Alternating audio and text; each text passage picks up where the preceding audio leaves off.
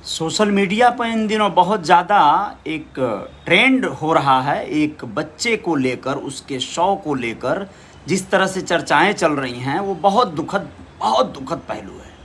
आप लोगों को बताना ज़रूरी है कि संत कबीर नगर के मेहदावल थाना अंतर्गत आने वाले करमैनी गांव का ये मामला है, जिसमें 6 साल के कृष्णा चौरसिया नाम के एक बच्चे का पहले अपहरण कर लिया गया। मात्र 6 साल का प्यारा सा बच्चा है, मासूम सा, और उसका अपहरण करके परिवार वालों से बाकायदा फिरौती मांगी गई।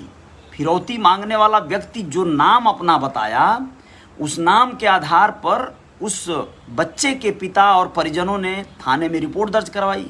रिपोर्ट में ये कहा कि हमारे बच्चे का अपहरण किया गया है और फिरौती मांगी जा रही है 15 लाख रुपए की।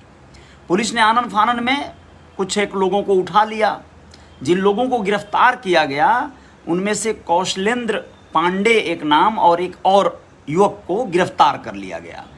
जांच पड़ताल चलती गई। अब यहाँ पर सोशल मीडिया पे कुछ तमाम तरह के जो बड़े भाई ऐसे कर्मठी लोग हैं, कद्दावर लोग हैं, जो लोग किसी भी खबर को बस पूंछ पकड़ा जाए ये जानने से कोई मतलब ही उनको नहीं है कि ये पूंछ सांप की है या चूहे की है या किसी और अन्य जानवर की है। बस उन्हें पूंछ मिल गई तो बस ये सारा घोषणा कर देना है कि भैया ये मामला क्या है और इसमें क्या होना चाहिए। इसी के आधार पर कृष्णा चौरसिया जो 6 साल का बच्चा था, उसके हत्यारों के रूप में कौशलेंद्र पांडे को पूरी तरह से थोप दिया गया। कहा गया कि बहुत खतरनाक काम हुआ है, कौशलेंद्र पांडे के घर को उजाड़ो, उसको फांसी दो, उसका मर्डर करो। तमाम तरह की बातें सोशल मीडिया पे चल पड़ी, बाढ़ आ गई। और मैं एक स्पेशल सोशल मीडिया के यूजर्स की बात कर रहा हूं, जो लोग खास करके निषाद कम्युनिटी के हैं।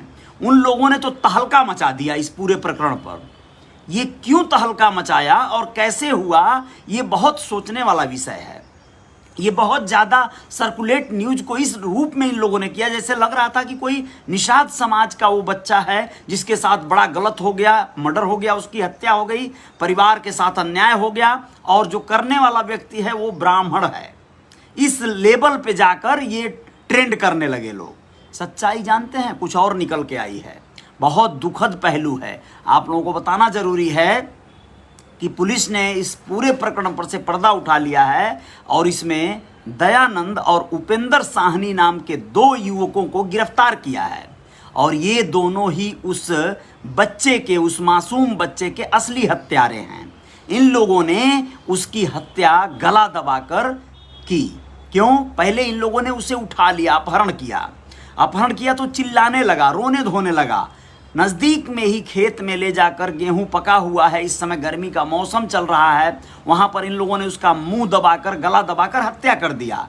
परिवार के साथ उन लोगों का एक तरह से निजी मामला था। परिवार को सबक सिखाना था।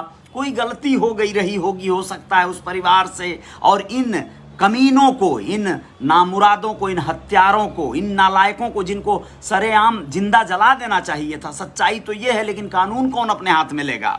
तो उपेंद्र साहनी और दयानंद जैसे निकम्मों को, हत्यारों को, जो मतलब अब शब्द नहीं है कि इन लोगों के खिलाफ क्या कहा जाए।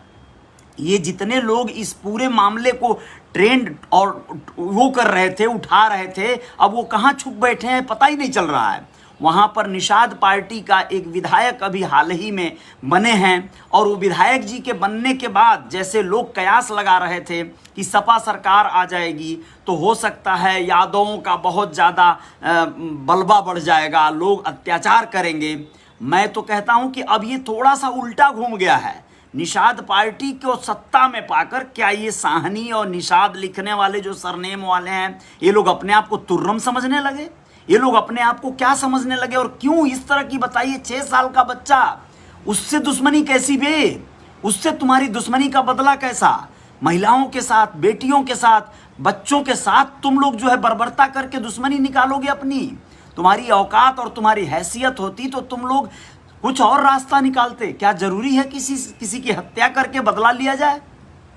और बच्चे का हत्या करके इन कमीनों ने इस तरह का वारदात को अंजाम दिया। इसके लिए मैं बहुत ज़्यादा दुखी हूं। और ऊपर से इन लोगों ने मामले को दूसरा तूल देना चाहा।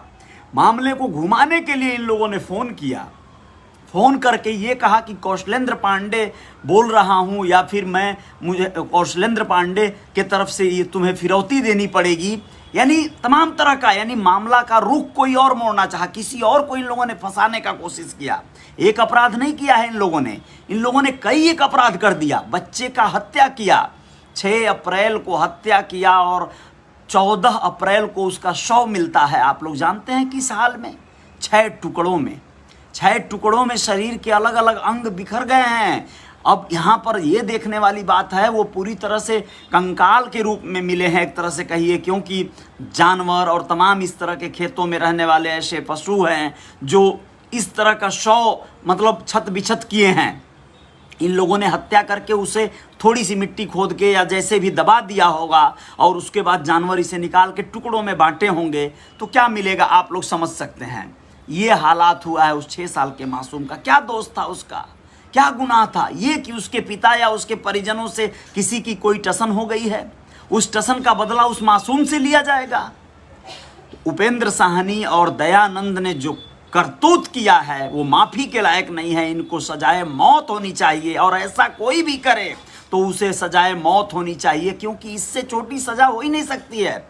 आप लोगों को बताएं कि 24 घंटे में शुक्रवार को इस घटना का खुलासा किया पुलिस ने, यानी कि आप लोग समझ सकते हैं कल की बात है। खुलासे में पुलिस ने बताया कि मासूम की हत्या फिरौती के लिए नहीं बल्कि आपसी रंजिश के लिए, आपसी टसन के लिए, मतलब अपमान का बदला और सबक सिखाने के वजह से किया गया है। 15 लाख की फिरौती की मांग सिर्फ पीड़ित के परिजनों को गुमराह करने का एक तरीका था, जिससे उनका शक किसी और की तरफ मोड़ा जा सके। इसमें 2 आरोपियों को गिरफ्तार किया है, पुलिस ने जेल भेजा है। जिले के मेहदावल थाना क्षेत्र अंतर्गत करमैनी निवासी कृष्णा चौरसिया, जिसके पिता का नाम चंद्रभान चौरसिया है, वह अब इस दुनिया में नहीं है।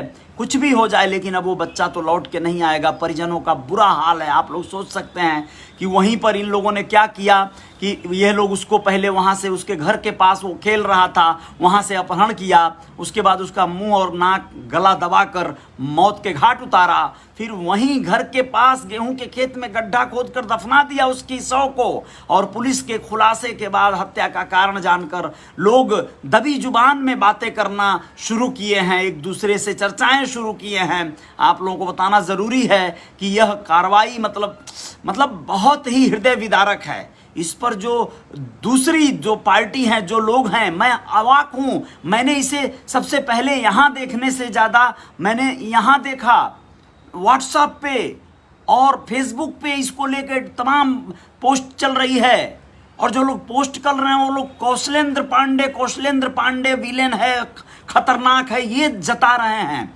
असली मुलजिमों को छुपाया जा रहा है। ये कौन सी मर्यादा है, कौन सा? ये तो मैं बहुत शर्मिंदा हो रहा हूँ, बहुत दुखी हो रहा हूँ। इस तरह से ये लोग समाज को क्या देना चाहते हैं? कैसे लेके चलेंगे ये लोग समाज को?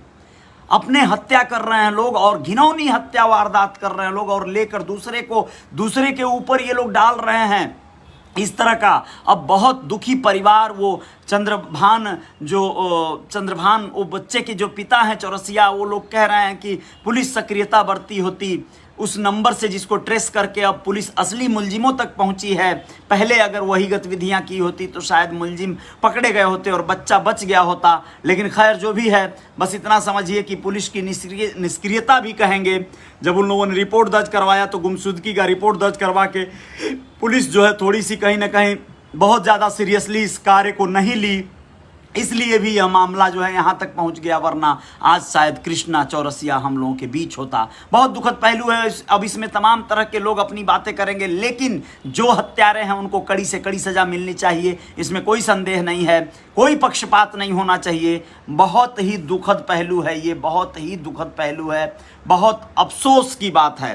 खैर, आप लोग अपना ख्याल रखेंगे, अपने बच्चों का ख्याल रखेंगे, आप अपने परिजनों का ख्याल रखेंगे, क्योंकि आपसे टसन रखने वाले, आपसे जो द्वंद्व करने वाले लोग हैं, आपसे जो लोग दुश्मनी और खार खाए लोग हैं, वो न जाने किस गिरी हुई और घृणित मानसिकता के निकलें, वो न जाने किस रूप में आपको क्षति पहुंचाने की फिराक में लगे हों।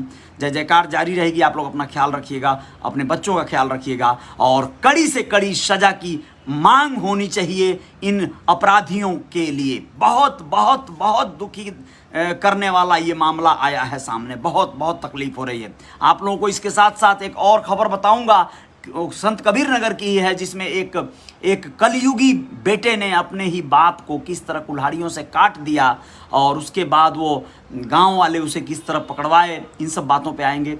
बहुत बहुत धन्यवाद, शुक्रिया।